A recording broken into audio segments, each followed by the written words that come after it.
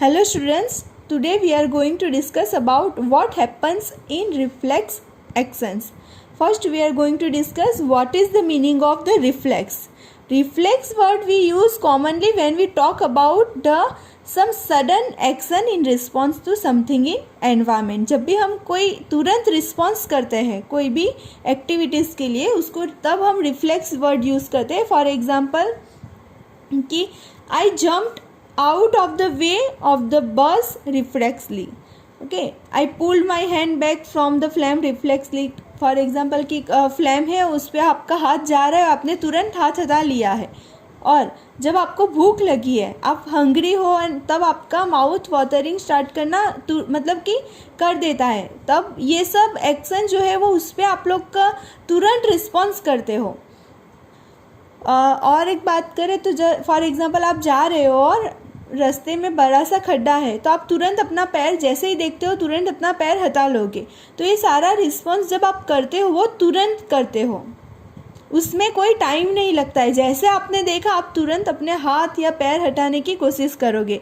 और एक बात करें तो जब आपके आँख में एक ब्राइट लाइट जैसे ही गिरता है तो आप तुरंत अपना आँख बंद कर देते हो. तो ये सारे एक्शंस जो है वो रिफ्लेक्स एक्शन कहलाते हैं. तो अभी हम देखते हैं ये रिफ्लेक्स एक्शन में होता क्या है.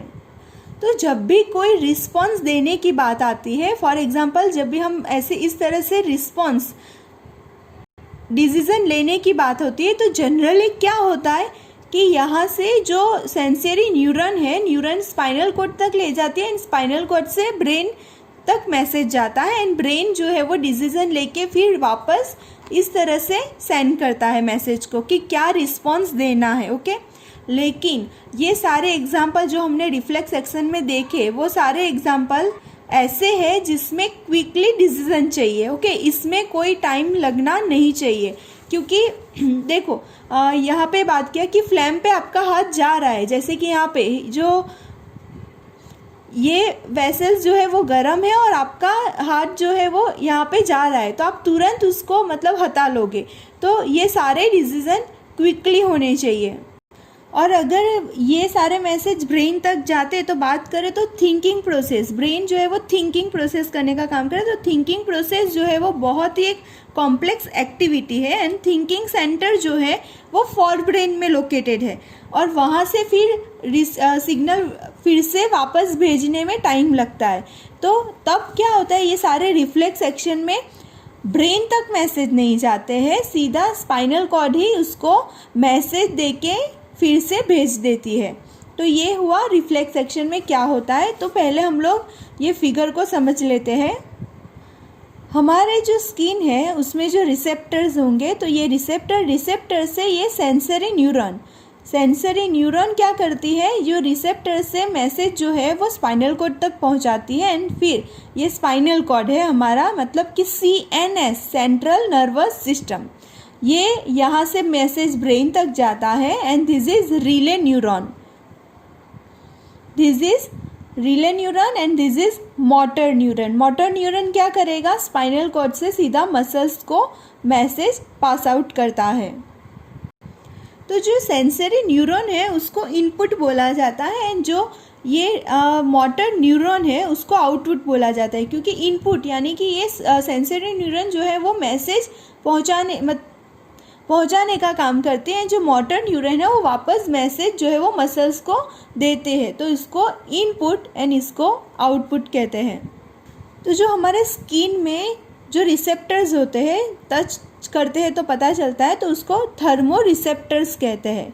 जो हम मतलब कि इसको इस तरह से याद रखना, टच मतलब कि जब हम किसी चीज़ को टच करते हैं तो ये उसका इम्पल्सेस कैरी करने का काम जो करते हैं वो है थर्मो रिसेप्टर्स के थ्रू मैसेज सेंसरी न्यूरॉन तक पहुंचाया जाता है, सेंड किया जाता है एंड देन सेंसरी न्यूरॉन क्या करेगी, ये सेंसरी न्यूरॉन जो इम्पल्सेस है उसको कैरी आउट करके स्पाइनल कॉर्ड तक पहुंचाएगी. ओके, ये प्रोसेस होता है. जब फॉर एग्जांपल यहाँ पे गरम कोई यहाँ पे जो वेसल्स है उसको टच कर है मतलब हमारा हाथ वहाँ पे लगने वाला है, हम जैसे ही थोड़ा सा गरम टच करेंगे वैसे तुरंत ये जो रिसेप्टर्स है ये रिसेप्टर्स सीधा मैसेज सेंसरी न्यूरॉन तक पहुंचाती है। एंड ये जो सेंसरी न्यूरॉन्स है, ये सेंसरी न्यूरॉन ये इम्पल्स को कैरी आउट करके यहाँ स्पाइनल कॉर्ड तक ले आती है।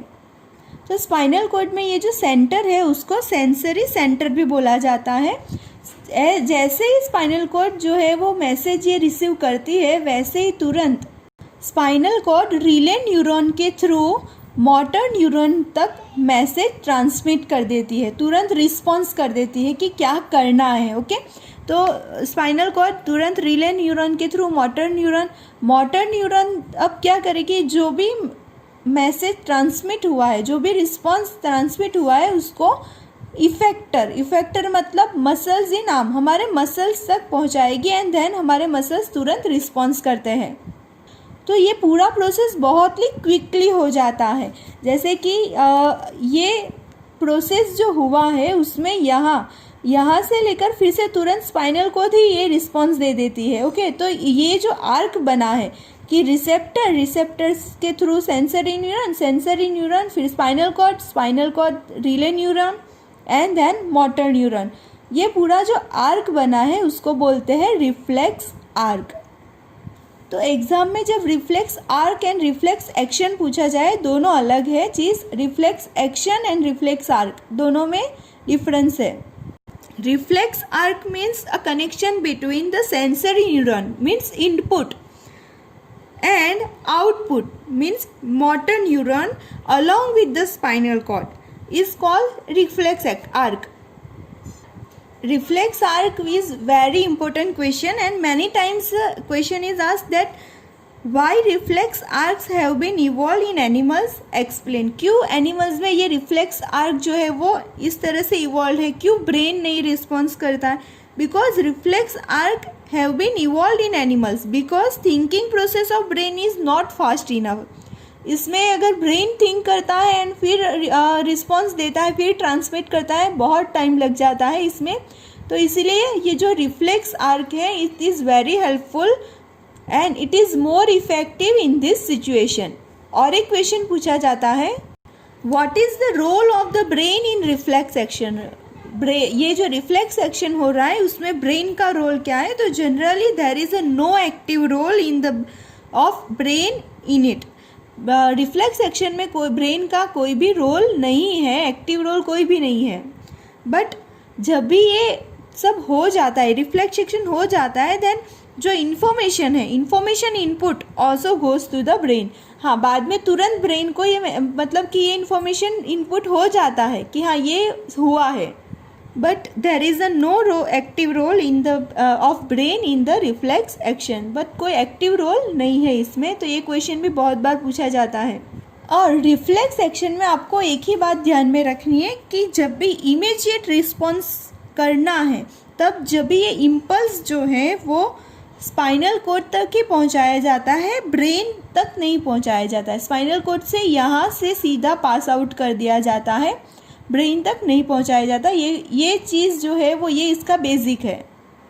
एंड ये फिगर जो है वो आपको ड्रॉ कर देना है अपने नोटबुक में। बहुत ही आसान फिगर है, आपको जितना प्रैक्टिस करोगे उतना आसानी से आप ड्रॉ कर सकोगे। Okay friends, thank you.